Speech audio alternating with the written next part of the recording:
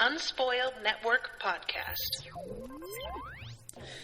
This is Spoil Me, covering Jane the Virgin, Season 1, Episode 12, Chapter 12. In this episode, Jane gets an offer to write an entire episode of Passions of Santos. It turns out that she has to write the death of the main character, which really seems fucking wild to me. A lot of other stuff happens too, but mainly that I want to talk about off the top. Welcome to Spoil Me.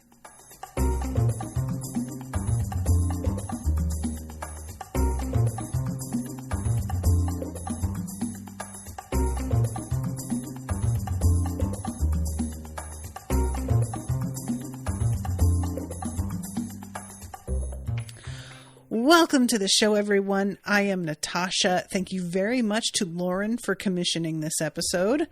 Lauren is here in the chat. Hi, Lauren. And so are a bunch of people. I'm very delighted to see what a crowd we've got this evening. So you guys know that I've sort of taken recently to talking about each character individually. And I do think that that's kind of been a nice organized way to approach things. I want to talk about Jane off the top because of this weird thing. And I have to say something, you guys, that I am confident. I say this and then I just realized, am I confident? I am starting to feel like, as of a couple episodes ago, Jane is turning into like the least interesting character. And I don't want that for her. So they're gonna have to like pull something out, because as of right now, everybody around her is dealing with much more interesting stuff. And when we go to her, it's not like I'm not invested, but her whole things feel so much lower stakes than what everyone else is dealing with, that I feel like them including her in the visit to the mental hospital, it was like a desperate way to try and get her into some of the more like sordid parts of the story, because otherwise she has very little connection with a lot of the other things that are going on. And they needed to like find a way for this letter to be written and for her to be like part of things. But it's like an interesting thing because the show is trying to balance, I get the feeling, having such a like wholesome and good-hearted main character with people involved in shady plots all around her. And they don't want her to get her hands sullied by the things that are going on, because like, how would she handle that? She is such a good person. And I feel like depending, she would do the thing like go to the authorities, because that would be the right thing to do. So you can't have her involved in certain storylines because she's too much of like a goody two-shoes. And I say goody two-shoes, and I know that that always sounds like really pejorative, but I don't mean it that way. She's a goody two-shoes in a way that I think is perfectly acceptable. It's just that, you know, there's a certain sense of moral obligation that I think she'd feel in certain circumstances that would not serve the plot the way the writers would want. So they have to like keep her away from it. That said, this whole thing with her dad and writing this scene is so wild. So she, you know, we found out in the last episode that the head writer is having an affair with Rogelio's assistant. And her name is Dina, and his name is, you guys told me and I forget, Miguel? Ugh. Nicholas. Thank you, Lauren. Where'd I get Miguel? I just pulled that out. And I had thought that the whole like thing with him being super late and super like domineering was partially a setup that he had done with Dina. But it turns out that he set him up all by himself, that he, Nicholas, set up Rogelio by himself to make him look bad to Dina so that she would be fed up and start to want him off the show. And I am really, really curious what the reaction of the audience is going to be to Rogelio being killed off, because he has been such a major part of things. And I am like, the main thing that, you know, in this whole thing, all I could think was, how does this man not have a contract? And I know that that's not the pertinent thing in this episode, is the fact that he has to move on and start doing something else. And they're not going to, you know, pay attention to whether or not this is believable. But I kept thinking, like, yeah, the show is literally named after him. You would really think they would have a big contract, and that him being a diva would be something that he could absolutely get away with, because that is how that tends to work, you know?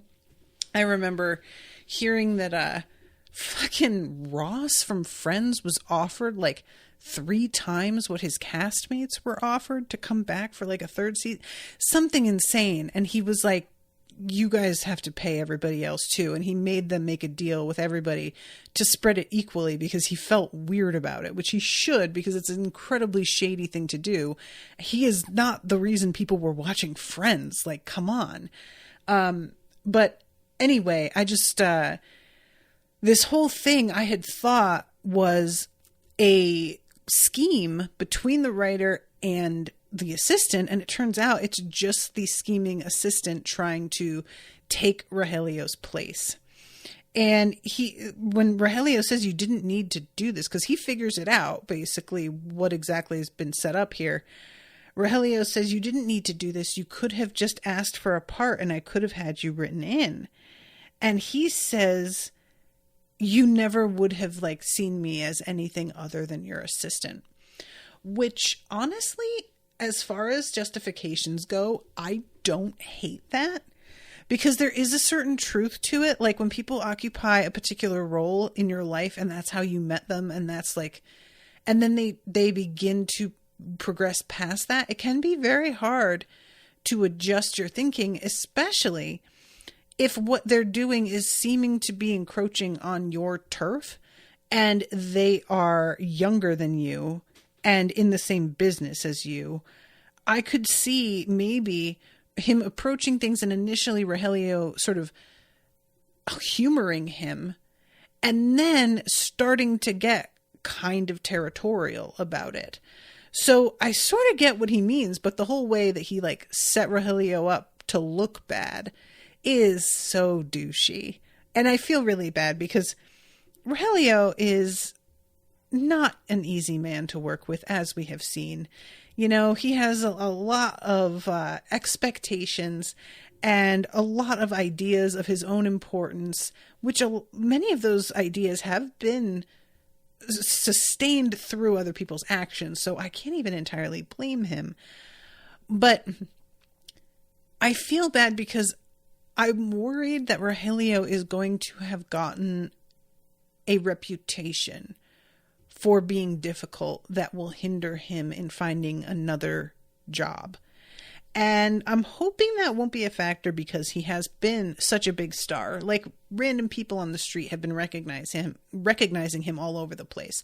So we know that he is a face that people would follow. If they found out he was going to another show, I think he would have no problem. But the thing that he's wanting to do is to transition into movies. And this is on the suggestion of Shalmara, who is very smart, and I appreciate her like pointing him in this direction. But, you know, she said something about how George Clooney didn't become a movie star until he was like 37 or 38, something like that. And I think that is like the right direction to go in. But breaking into films, especially when you used to do telenovelas, can be very iffy. And I am sort of hoping that Rogelio's like first couple jobs turn out to be B movies, like slashers or something, you know. I don't even know what he would have, or maybe he could be in like Lifetime movies. It would be like made for TV movies initially, and then he would move up to movies. I don't know. But what really bums me out about this, like Rogelio getting fired, basically fired, sucks just on the face of it, obviously, because this show has kind of been his identity. And he worked very hard to become successful and was finally working for him. And I mean, you know, I'm sure he'll find something, but you got to really strike while the iron is hot, or else people will forget you. So I hope he manages to do that. But the thing that is... Oh, Rowan says George Clooney was in Return of the Killer Tomatoes when he was young. Something like that. I wasn't thinking something quite that B. That feels more like a D movie, but I'm not mad about it. I would be fine with that. Like, I'm sort of thinking, yeah, that would line up with like, what's her face in Schitt's Creek, and she does that like Crow movie, which turns out to be a whole thing, which is actually a way more fun movie than it has any right to be. I am very curious about this. I might look into this. I'm not going to lie. But what's really fucked up about this whole storyline is that Jane is told that they want her to write an entire script for a whole episode. And she gets super excited and then sort of checks herself, and she thinks, maybe my dad set this up and they're only saying they want me to do it because I show, you know, promise. But really what it is that he's like, you know, either intimidated them or bribed them somehow into asking me to do it. So she goes and asks him. And I love him being like genuinely shocked about the fact that she's got a whole script. And when she's like, are you acting right now? And he's like, no, when I'm acting, I suck in my gut and I stick up my chin. But she's so gratified to find out that he wasn't behind it, and really believes that this is because she has talent and that they see that, and is so encouraged when she finds out that it's going to be her writing his death scene in order to soften the blow. You could just see her like frustration and sadness, and this like, I fucking knew that there were strings to this. I knew it couldn't be simply that I have talent. It had to be that there was like another agenda behind all of this. And as much as that fucking sucks, and I really feel for her, I also am kind of hoping that this will get her guard up, because obviously she had good instincts thinking that maybe her father was behind it, but she needs to be even more protective of herself, clearly, and recognize that there are going to be a million agendas that she doesn't even know about that she's going to have to sort of watch out for. So even when she has like tried to check into what some of the strings attached might be, even if she doesn't quite find anything, remain on guard. Still be suspicious. You're dealing with like a pretty cutthroat industry here. And it seems to me being extremely cautious, you know, it doesn't come naturally to her. She sees the good in people and really wants to believe the best in people. But there comes a point where you also just have to learn from what you have experienced. So at first, she says that she's not going to write the episode. And Rogelio, initially, he's like, good, thank you, I appreciate that. But then once he begins to like come to terms with the fact that this is really happening, because at first he tries to go in and like talk to the writers and appeal to them, but he doesn't know how to be humble at all. So her intent was for him to like plead his case in a way that makes it clear that he wants more of this opportunity. But instead what he does is, I I'd like to see you replace me. The show is named after me. There's no way you're finding someone to fill my shoes. And it just doesn't hit right at all, especially considering what it is that he has been framed for. And the fact that everything he's saying here really does seem to tie into that general attitude. So it's all making it look like it's part and parcel, which is not what we want. So that utterly fails. And he is standing there in the hall at one point and she comes out and he looks so lost and sad. And I really felt for him. I go very back and forth on Rogelio, to be honest, not as a character, but the actor is, I'm trying to think about how to phrase this. The actor feels like he's winking at the camera sometimes. Do you get what I mean?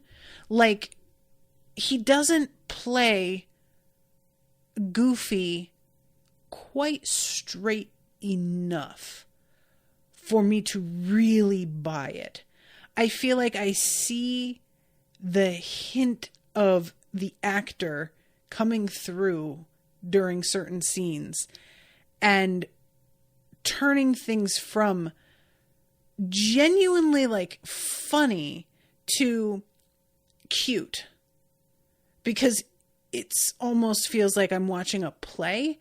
And I mean that in like, he is so bombastic and over the top that it doesn't quite work on camera. And that's not all the time, but there are certain scenes where I just really wish they had done another take or asked him to like rein in his like eyes a little bit, because he's like a couple times only a step away from literally mugging at the camera.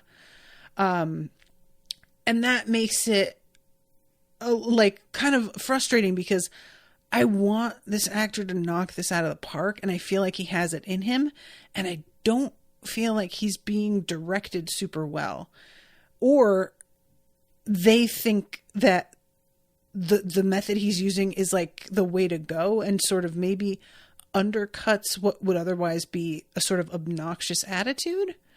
But I think that they want to commit to it a little bit more than they have been. Because there are characters like this who take themselves so seriously and have a very inflated sense of themselves that you still have a lot of affection for. Like, the person that comes to mind for me with this type of character is Gina Linetti on Brooklyn Nine-Nine, who is one of the best characters ever. And she absolutely worships herself. But I also love her. And granted, I know a lot of people don't like that character, but they're wrong and stupid. And she's great. And she plays that quite deadpan. And I don't need deadpan exactly, but I want to like screen share with you a couple moments, but I don't have them like, queued up exactly. But it's just a shame, because I feel like Rogelio is on the edge of being like such a standout character.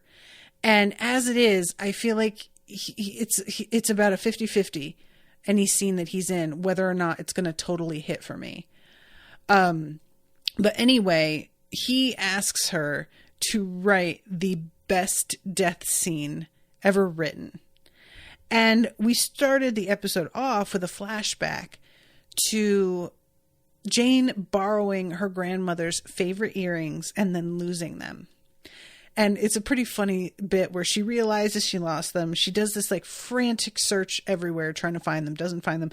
And then she like packs the suitcase and is about to try and sneak out her window, and her mom comes in and catches her. So she has to confess to losing them. And she is the actress who plays her, one of you told me, is the girl who plays Wednesday now on the Netflix series. She does that like crying apology so well. That was like incredible acting from a little girl. And she tells her abuela how sorry she is, and she knows that it's unforgivable. Especially her grandmother said something like, your grandfather gave me those earrings. And when she says it's unforgivable, her abuela says, you are my blood, and there is nothing you could do that I couldn't forgive. And it's a really sweet moment. It's the kind of thing, though, those of you who listen to me and Rashawn covering the Raybearer series, which I highly recommend, and Rashawn has been loving it, which is so fun. It's always nice to cover something that she really, really gets into.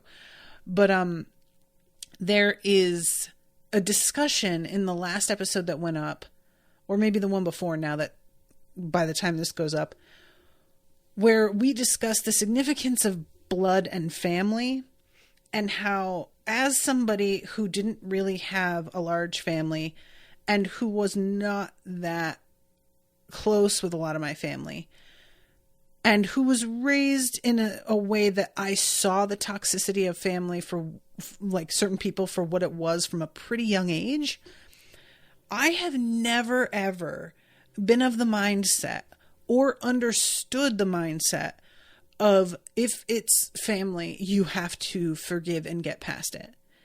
It's simply like, and granted, I'm not talking about this situation. Your granddaughter lost your earrings. Of course you're going to forgive her. Like, fine. But I have never, ever believed that it is a healthy place to be, that, but it's your sister, but it's your mom, is a good enough reason to like overlook somebody doing an incredibly hurtful, fucked up thing to you. And so the whole, like, the premise here is fine that she forgives her for this, but the overall, like, energy of the episode is her kind of pressuring Raphael to like give his sister a lot more credit than he wants to. And she keeps saying like, but it's your sister.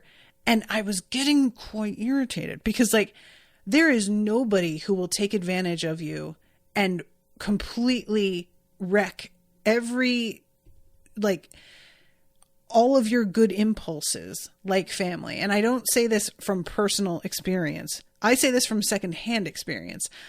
I learned from other people's mistakes watching this happen as I grew up, and the olive branch getting extended. And then, you know, I am simply a believer.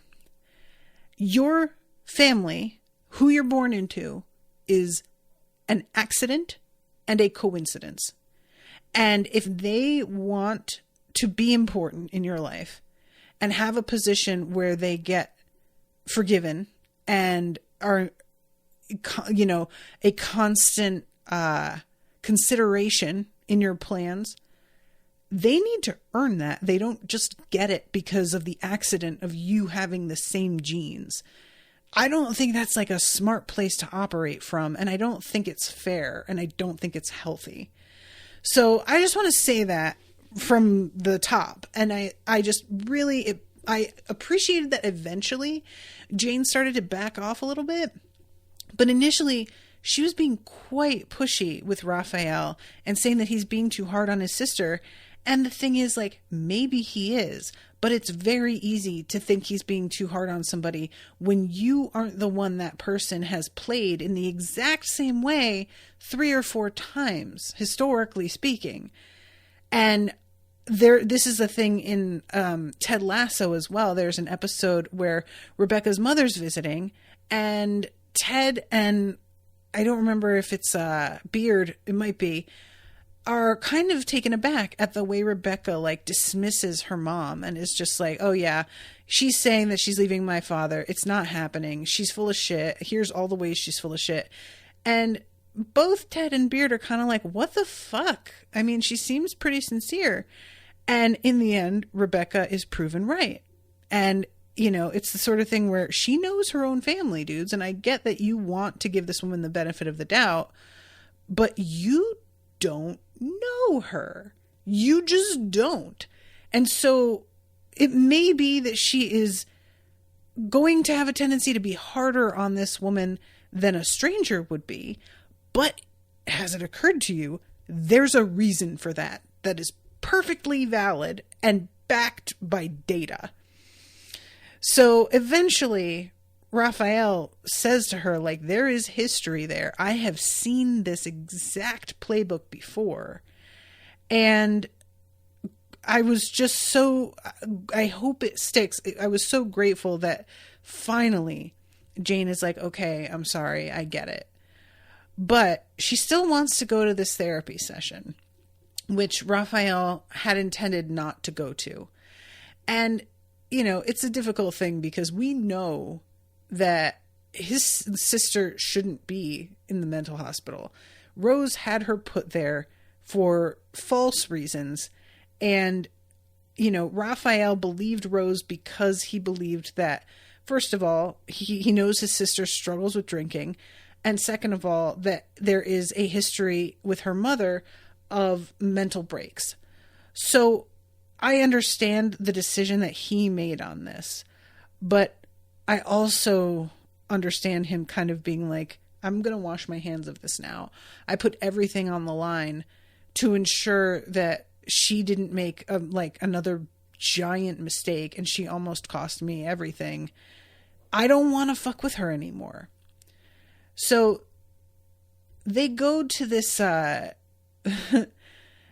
getting sidetracked here because I started talking about this whole thing and the scene with Abuela and forgiveness because I was talking about writing the death scene. And then it sort of fed into the whole thing with Luisa. So I'll double back.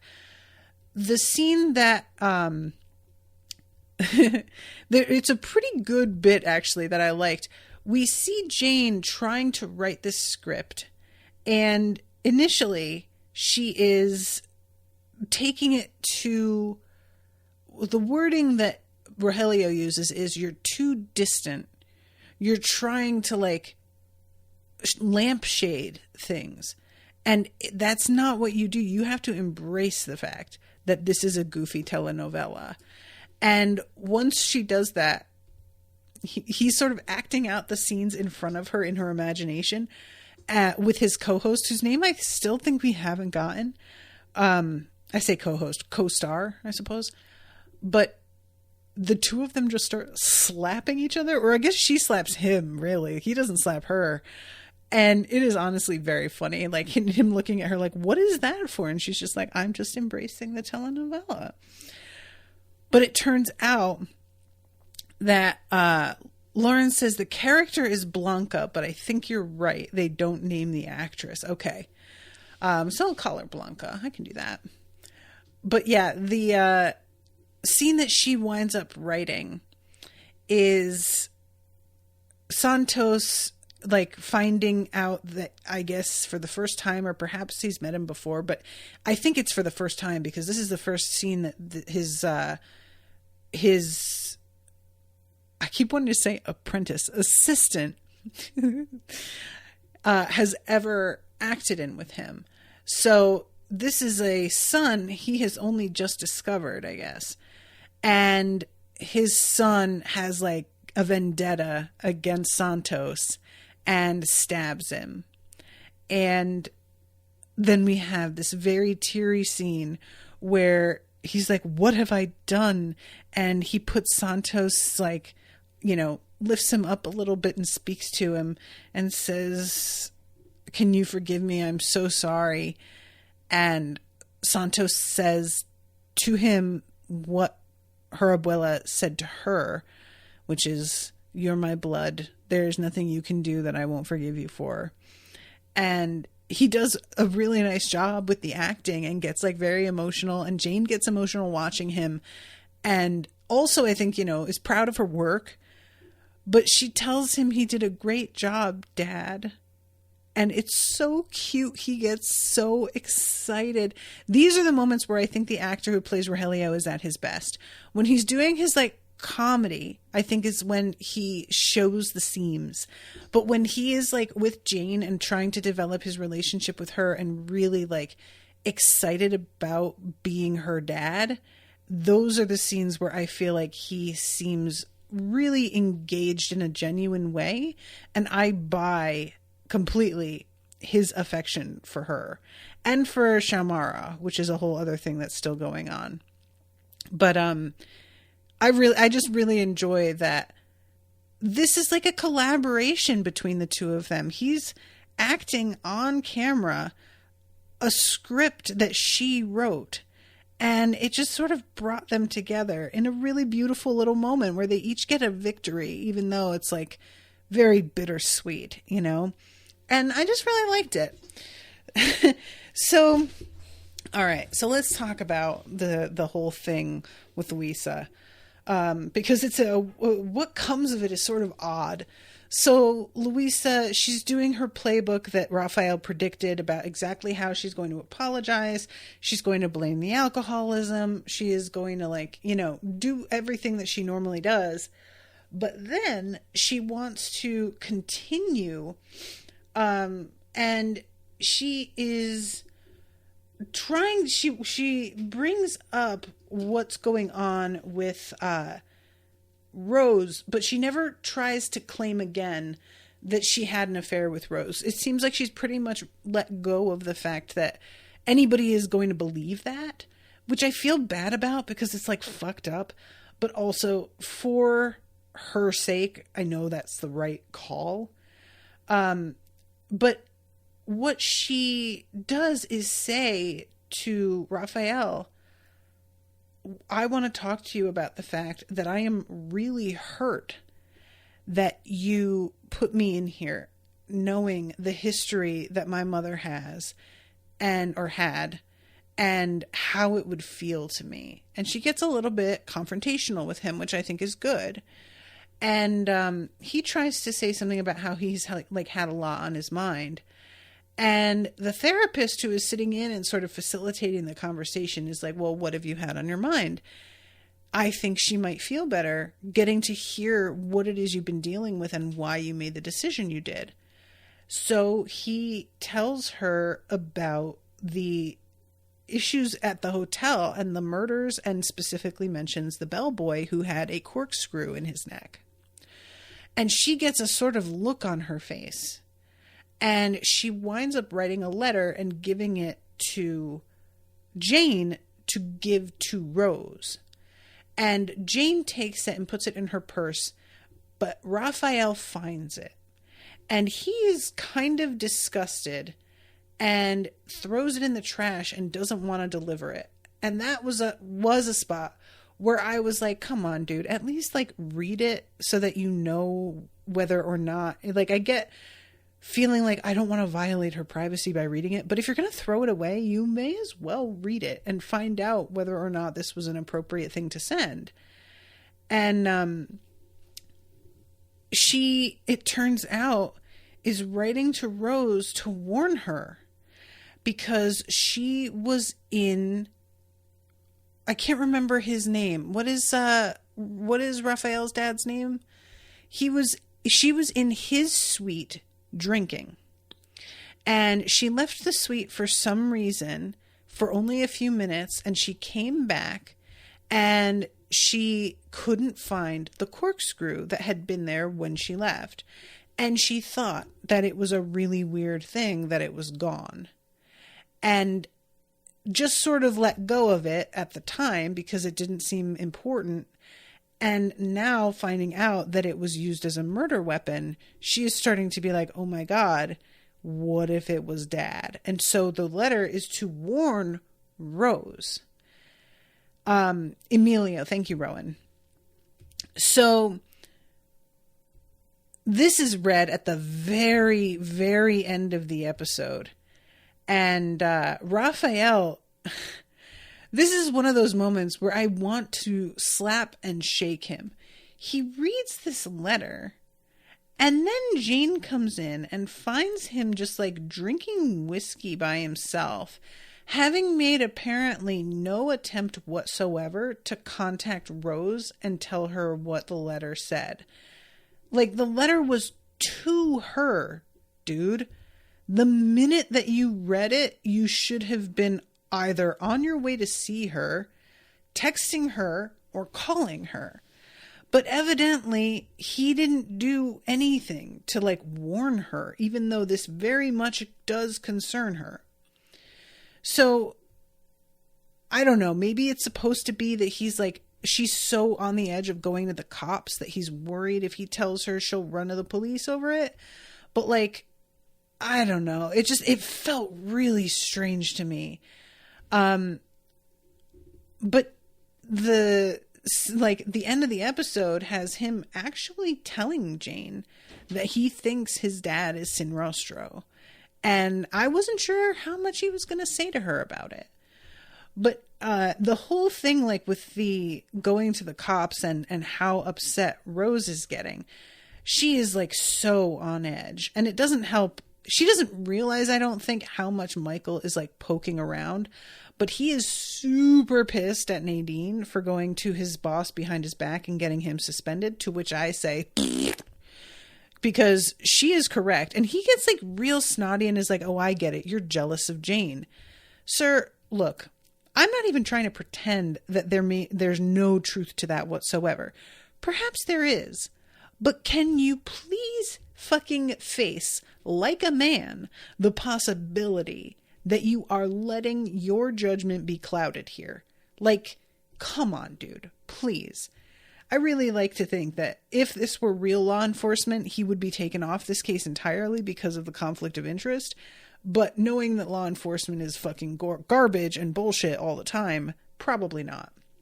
So what he decides to do, first of all, he tells Nadine about the phone call to this plastic surgeon.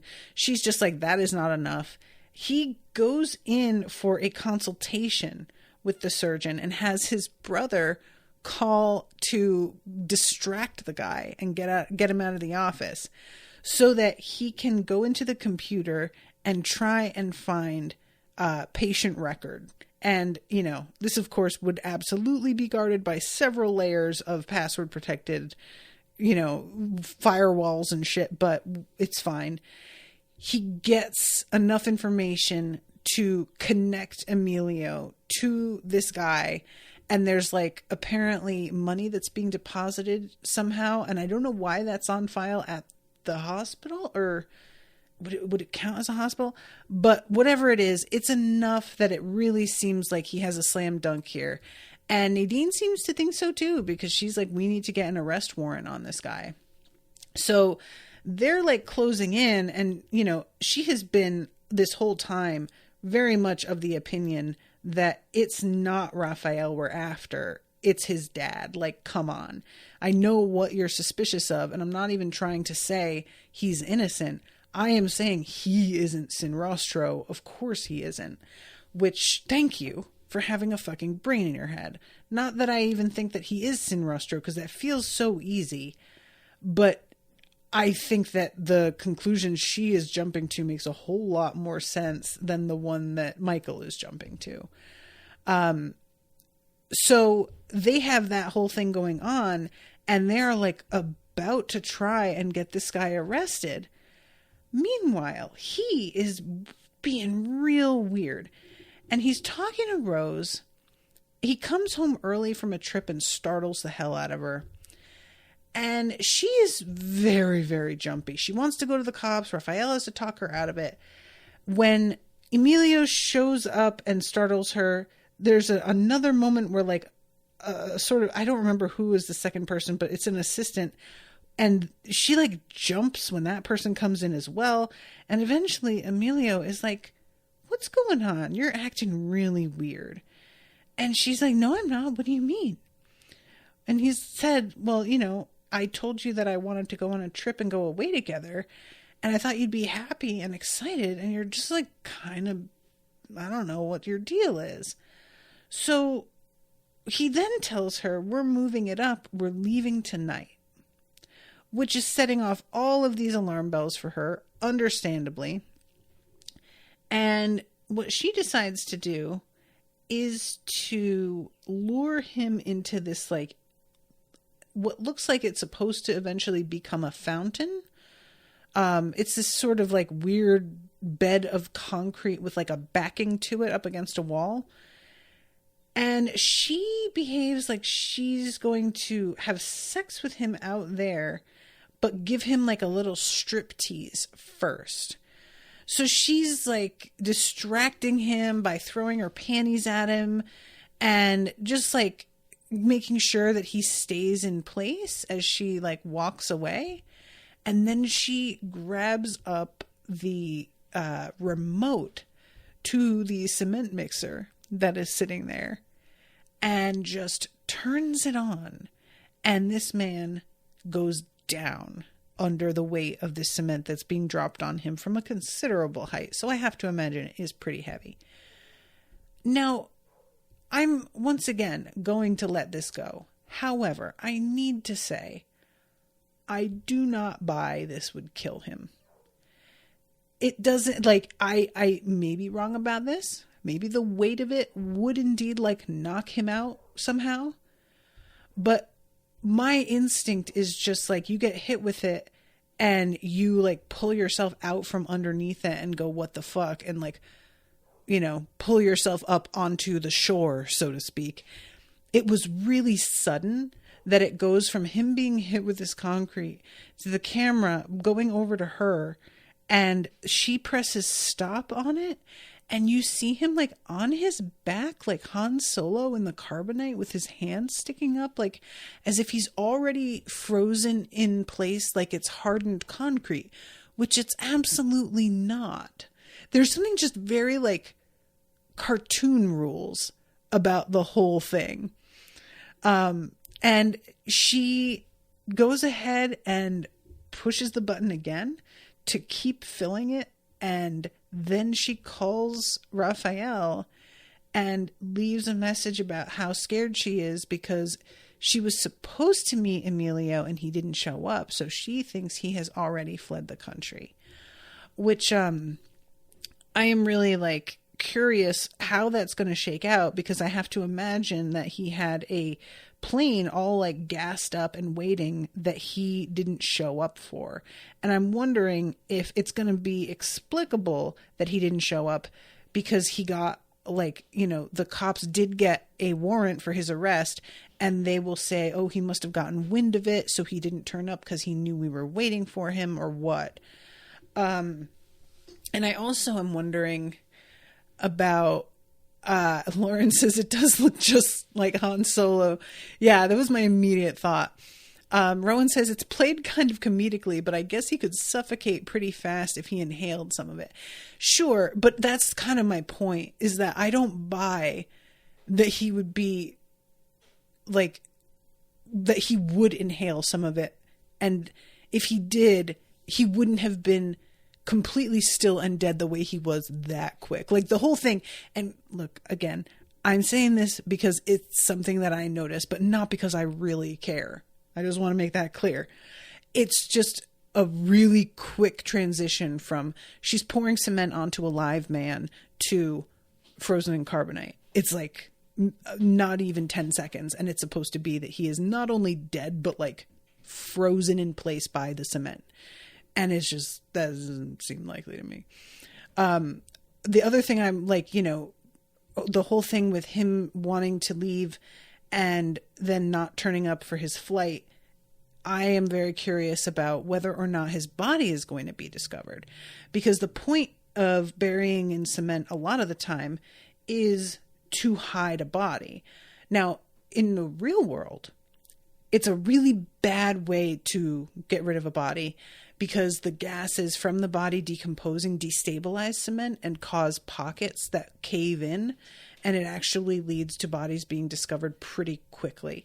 So it is not a great way to dispose of somebody. That is my tip from me to you for the day. However, if we're going by cartoon rules, which it does feel like we are doing, it's possible they wouldn't notice him. There's also the possibility that they find him right away because whoever is contracted to do this fountain shows up and is like, why the fuck is all my cement gone? And then they see that this area they had a plan for has been completely filled in, and they're like, what's happening? Because cement doesn't dry that fast. It takes a full, like, if you're laying like a driveway, which is about 4 inches deep, maybe like 6 inches deep, that takes at least 3 days to cure. And really, you want to leave it like a week. And if we are going by real world rules, they would find that body the next day, no problem, because that cement would not be anywhere near hard. And somebody would be like, what the fuck happened to my project? And they would look into it and they would find it. There is a possibility, though, that he doesn't get found. And now the cops are convinced he's Sinrostro because he vanished, and they think that this is an admission of guilt because they were closing in on him, and now he has decided to go AWOL.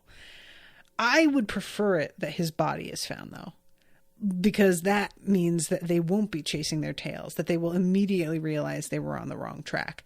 The only reason I hate that is because that means Michael is going to feel like he was right, that it was Raphael.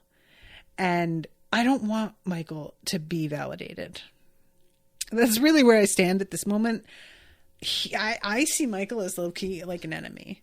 So I don't want anything like to make him think that he is right to suspect Raphael. And I think that this is going to fall into that category, unfortunately. So yeah, and the fact that Rose is like buried him, but then she's just going to play it like he's disappeared. The one thing about this that keeps coming up for me is security cameras. I feel like it is I feel like she could have been caught, and I don't think she has been. I'm pretty sure we're meant to accept there weren't cameras here. But if I were her, I would be worried about it. That's all I'm saying. So, okay, now let's go and talk about what's happening with Petra. This is so weird because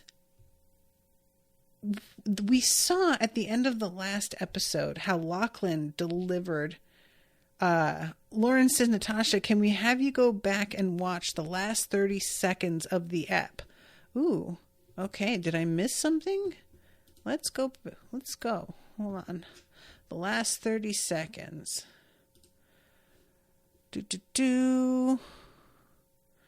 Hi, you've reached Raphael Solano. Raphael, it's Rose. Call me back. I was supposed to meet your father, but he didn't show. I think he's already left the country. And she turns her phone off and looks around and...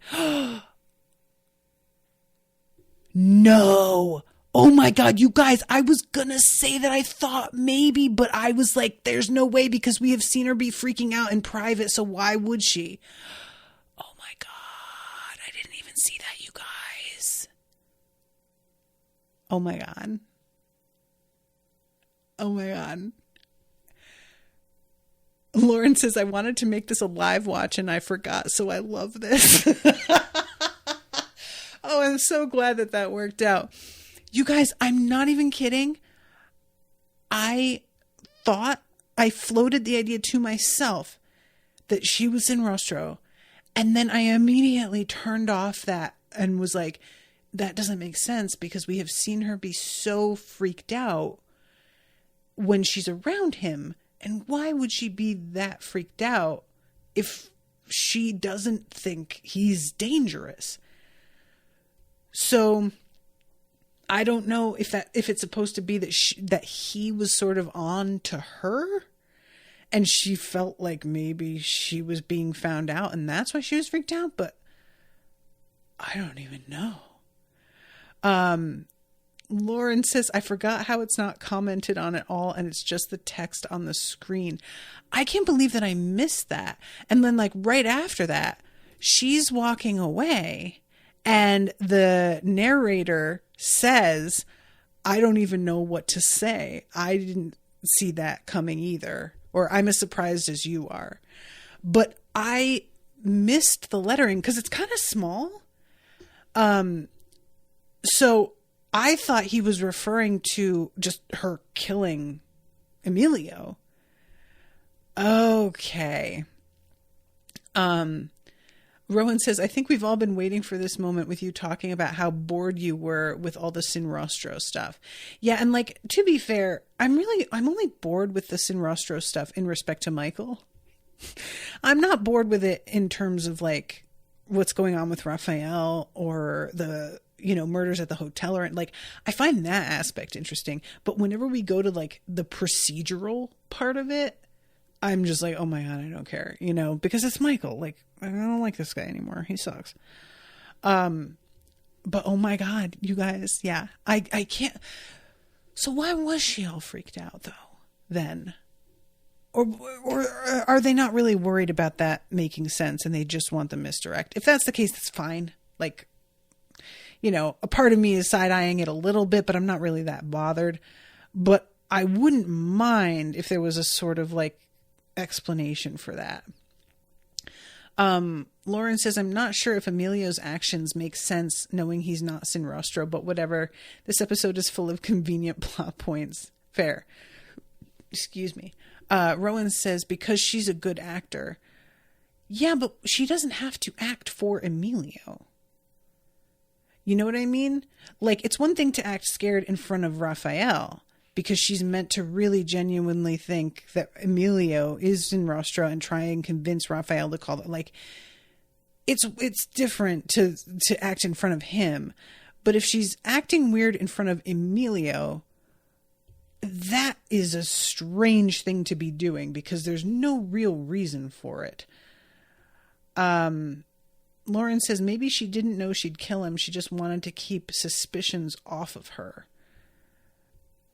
I mean, Claire says that's what I thought. Lauren maybe was planning to frame him. Yeah, I mean, but that still doesn't answer the question. All of the explanations of like what her plans are and everything don't really explain her being as weird as she is with him, all things considered. I don't know if it's supposed to be that she is like worried he's onto her. I'm not sure if I'm supposed to think that she believes that he is. Lauren says, remember there was also an assistant there when he surprises her and she acts all scared. The assistant shows up after though. He shows up first, startles her, and then the assistant comes in and she startles again. So, I don't know. And again, even if there is an assistant there, why does she need to act nervous around the assistant? The only person she needs to pretend to be nervous in front of is Raphael. Nobody else has any idea that she has any suspicions at all. So why would she need to fake being nervous in front of literally anybody? You know, it's just like that part doesn't make any sense. So I'm letting it go because I really do think it's just for the misdirect, which is fine. But it was the reason that I took her off of my suspect list. So I'm just going to have to kind of keep in mind that maybe the show doesn't mind those kinds of misdirects being not fully consistent. But that is pretty exciting because I was hoping Sinrostro was going to turn out to be a woman. I just was kind of hoping, you know. There was even a part of me that sort of wondered if it was Luisa, but she just seems like such a complete mess.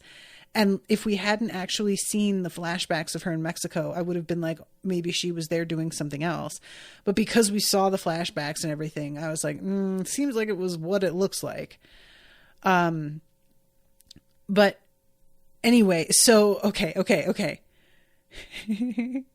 I love that you guys caught that and were like, did she watch the end of it? All right, but let me back up and talk about what's going on with Petra because I'm about to run out of time here. Lachlan left those yellow tulips for her. And he was doing it, I thought, to just scare her.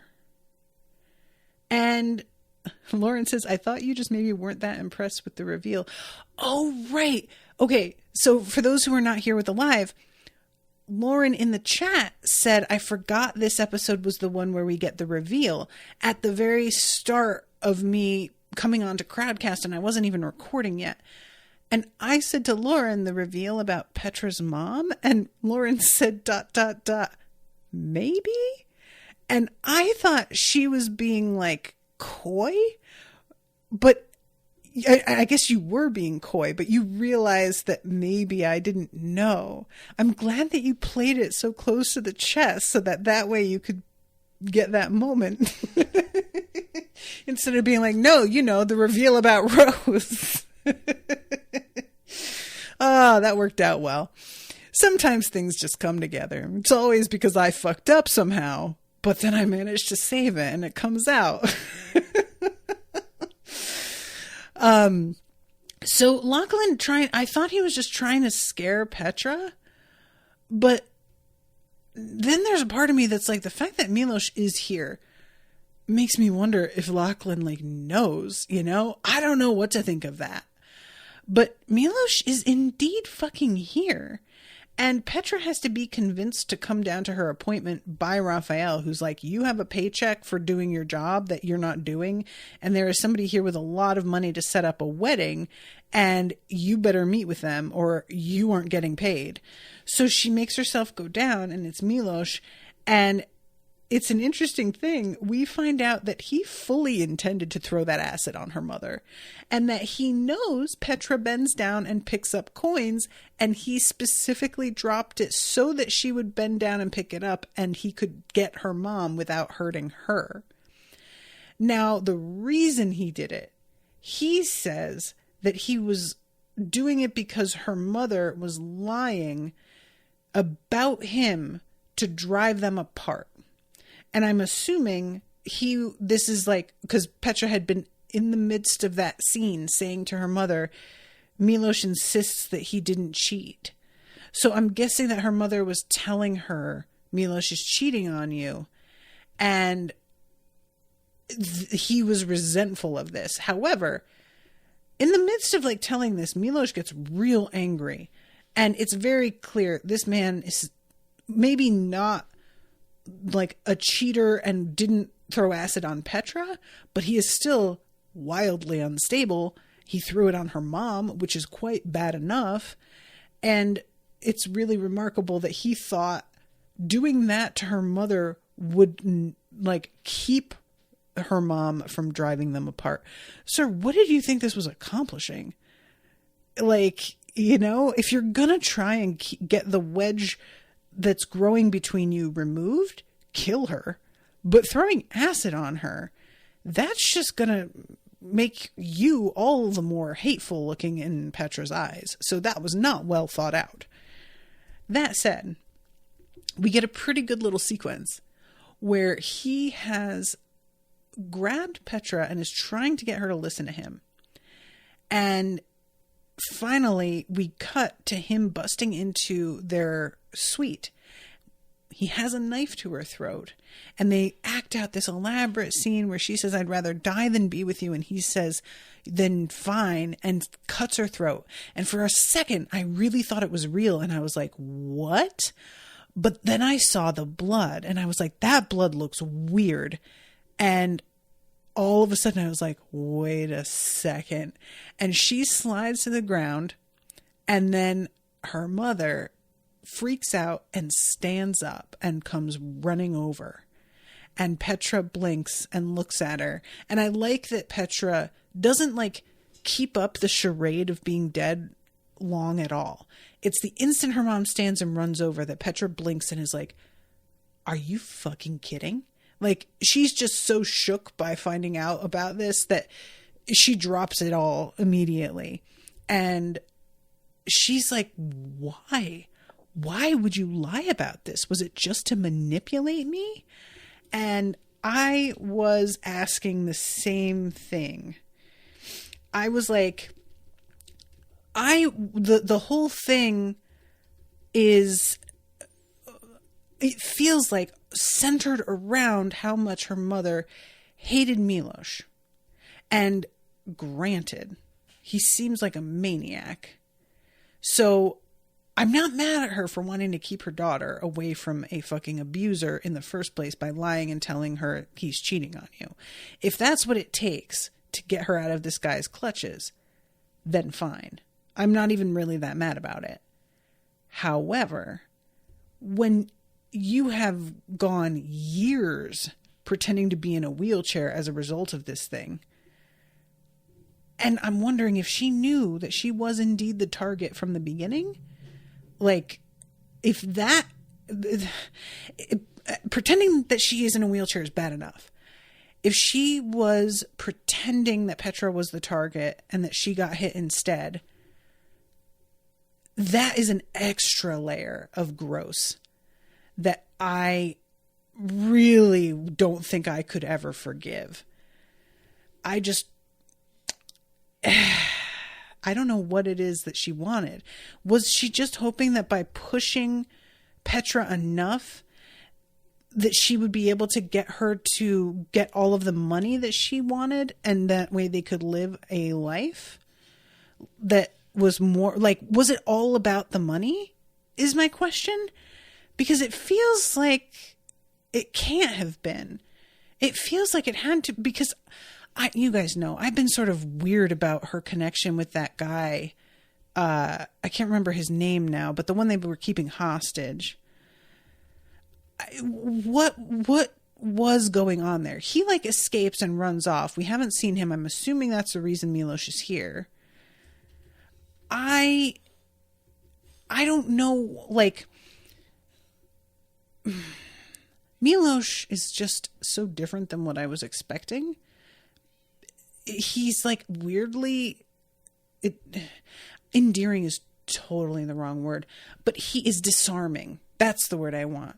He really like flares into anger and violence so suddenly that he seems extremely mild-mannered for a few minutes, and then all of a sudden he flies completely off the handle. So I've just been assuming that she was into something like shady that had to do with Milos, and that she was hiding that from Petra. But is it just purely about the relationship and wanting to like start a new life? It just feels like such an extreme reaction to go out there and live. How long has it been that they've been together? Like, how long has she, what was it, 5 years ago? She's been pretending to be in a wheelchair for 5 years for just money. Like, there's gotta be more to it. I don't know. Rowan says, I do think Magda is motivated by money, but is also just a very controlling person. Yeah, I get, like, it's so hard for me to wrap my mind around that, but there are people out there that do that kind of crazy shit. So I guess that is believable. It's just difficult to believe. You know what I mean? It's the sort of thing that's like, yeah, I guess there are fucking absolute nut jobs out there. But yeah, I did really like that moment, and Petra basically kicks her out, and I'm very curious if Petra doesn't feel obligated to her mother anymore. What does that look like? What does her life look like if she isn't being driven? You know what I mean? Like, she is just so, she has been so pushed to be on edge and doing the most dramatic, underhanded stuff. Things that I feel ran counter to her ethics.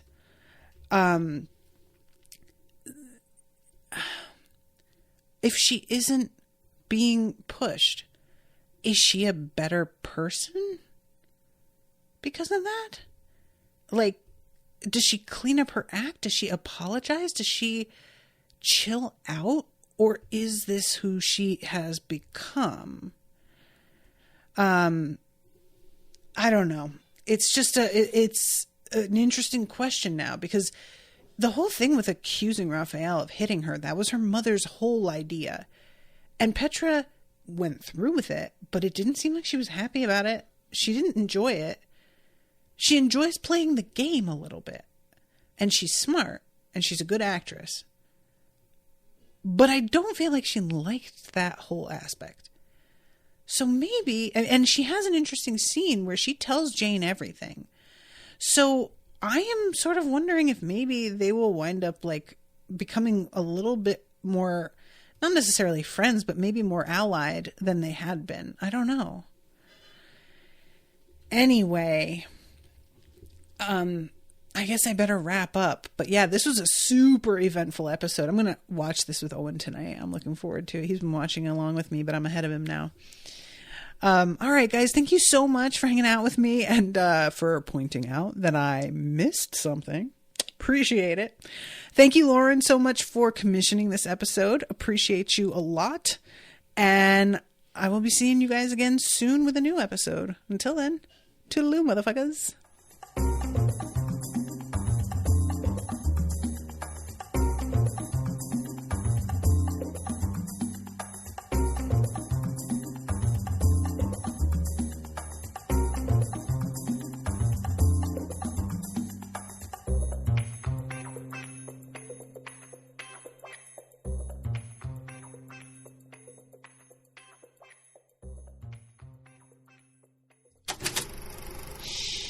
That was an Unspoiled Network podcast.